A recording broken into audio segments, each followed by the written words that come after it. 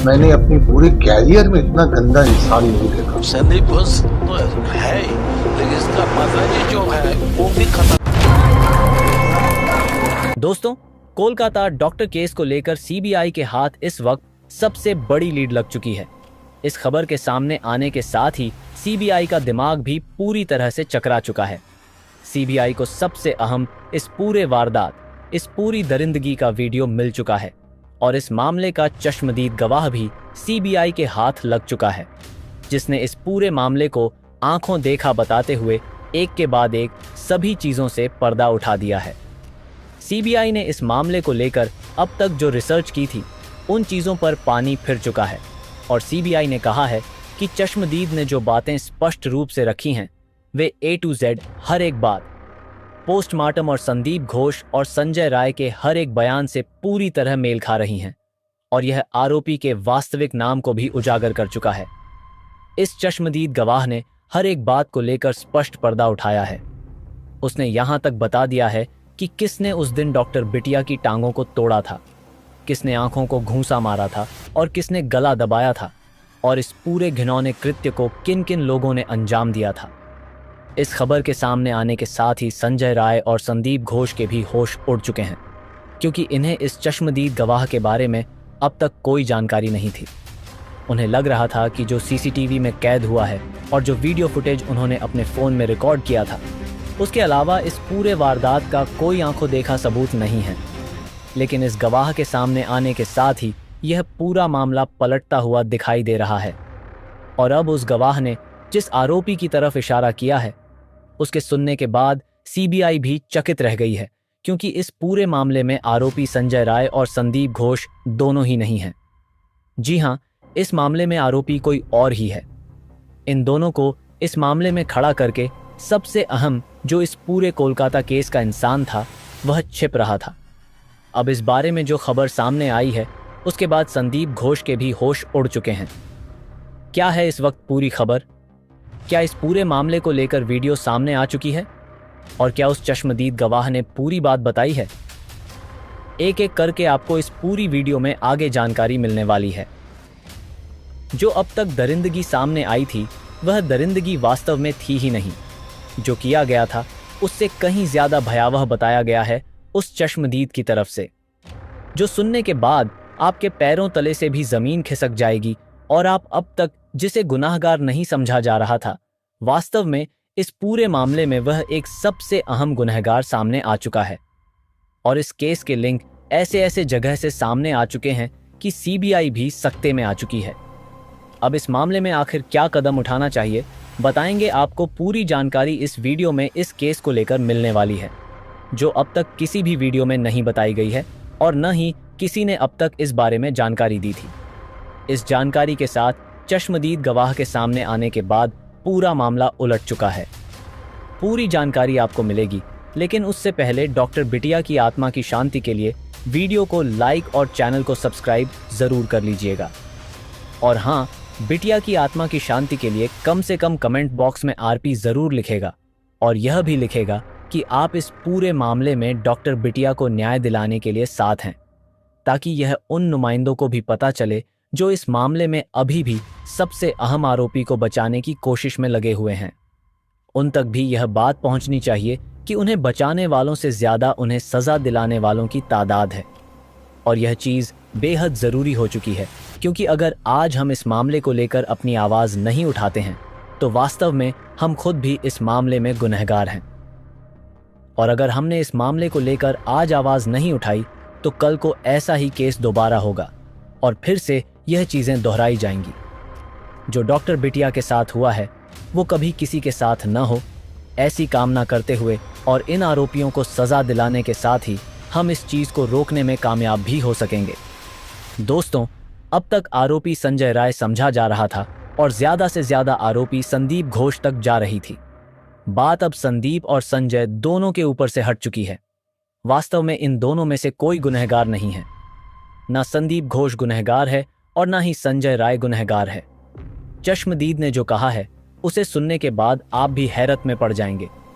संदीप घोष और संजय राय वो नुमाइंदे हैं जिन्हें करोड़ों रुपए की लालच देकर झूठ बोलवाया गया था और जो लगातार इस मामले को दूसरी दिशा दे रहे थे। संजय राय इस पूरे मामले में शामिल था। जी हाँ, आपको जानकर हैरानी होगी कि इस पूरे वारदात के समय भी संजय राय हॉस्पिटल में मौजूद था और संदीप घोष भी उस वक्त हॉस्पिटल में मौजूद था। पहले संजय राय ने इस पूरे मामले का आरोप अपने सिर ले लिया, जो पैसे की बदौलत किया था, लेकिन बाद में संजय राय ने जब इस मामले में फांसी तक की सजा सुन ली तो उसने अपनी बात से पलटी मार ली और कहा कि वह तो सबसे बाद में पहुंचा था और उसे इस बारे में कोई जानकारी तक नहीं थी।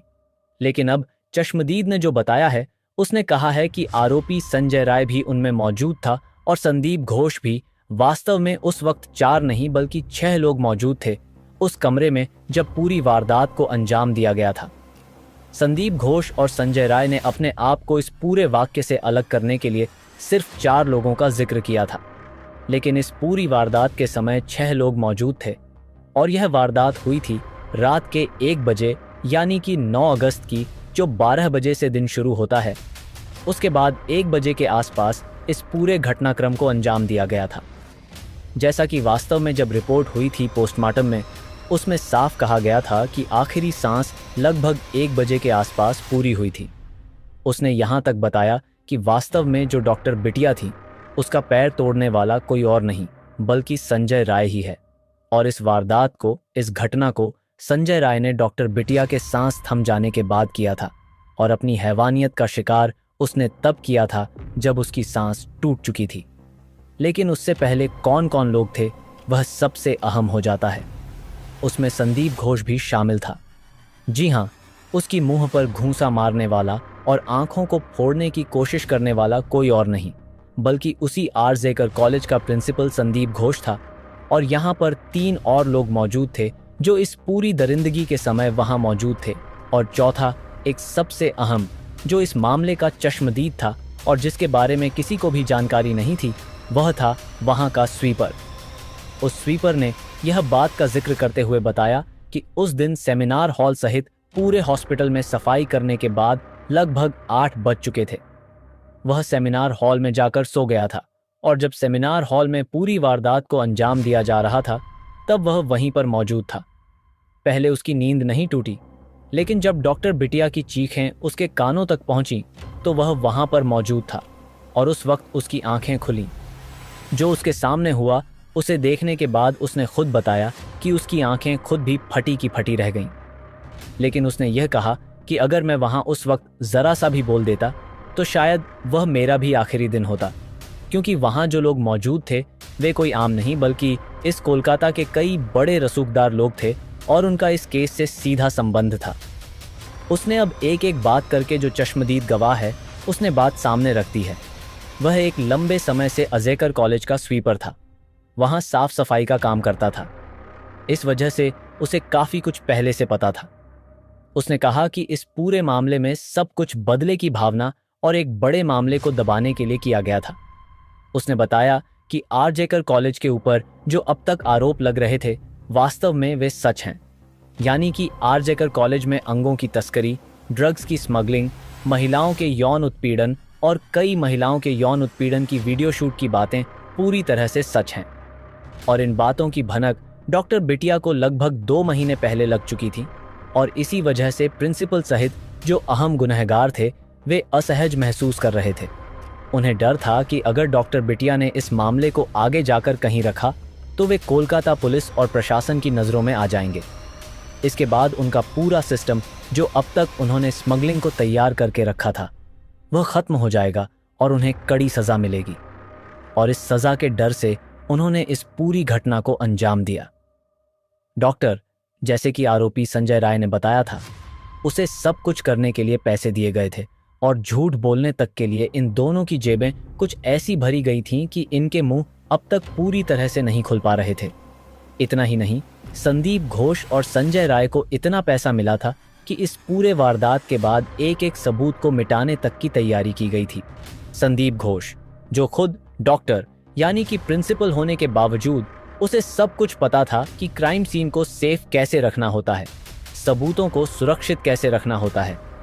उसने जानबूझकर इन सबूतों को मिटाने के लिए लोगों की मदद ली और खुद इन सबूतों को मिटवाया और मेंटेनेंस के नाम पर क्राइम सीन को एक ऐसे जैसे धर्मशाला खोल के रखा था। जो भी आ रहा था अंदर जा रहा था, चीजें उठा रहा था, देख रहा था, इधर उधर कर रहा था। यह सब कुछ एक पूरी प्लानिंग के साथ संदीप घोष ने करवाया था, जिसका आरोप सीबीआई ने पहले ही लगाया था। लेकिन अब जब स्वीपर ने इस मामले का पूरा काला चिट्ठा खोल दिया है, तो उन लोगों के नाम भी सामने आ चुके हैं जो इसमें मुख्य आरोपी हैं। हालांकि सीबीआई ने अब तक इन लोगों के नामों का स्पष्ट खुलासा नहीं किया है, लेकिन शिकंजा कसता जा रहा है और यह लोग जल्द ही सीबीआई की गिरफ्त में होंगे, क्योंकि इन्हें पकड़ना आसान नहीं है।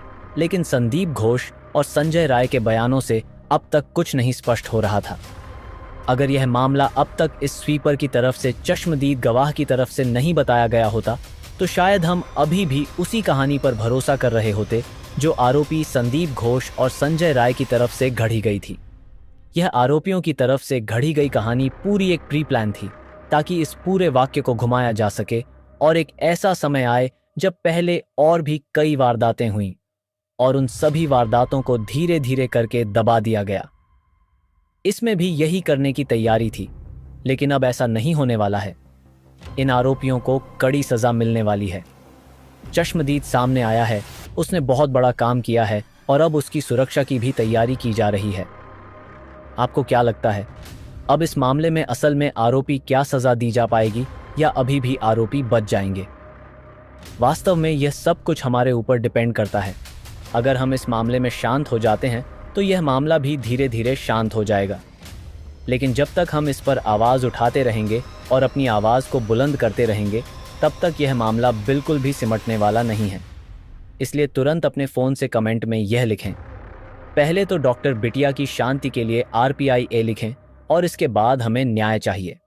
जब तक न्याय नहीं तब तक रुकेंगे नहीं, यह ज़रूर लिखें, ताकि सबको पता चले कि इस मामले में न्याय की गुहार कहाँ तक पहुँच चुकी है।